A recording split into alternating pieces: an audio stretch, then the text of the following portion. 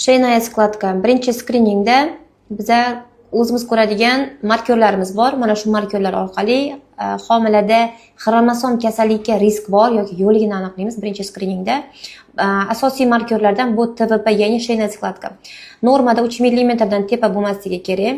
Agarda u 3 mm dan yuqori chiqayotgan bo'lsa, risk bo'ladi xromosom kasalliklariga, Down, shunga o'xshash boshqa bir xromosom anomaliyalarga. Bundan tashqari ko'radigan boshqa markerlarimiz ham bor. Burun suyagi bor yoki yo'ligi aniqlanadi. Uni uzunligi birinchi skriningda hech qanaqa ahamiyatga ega emas. Bu birinchi skrining uchun.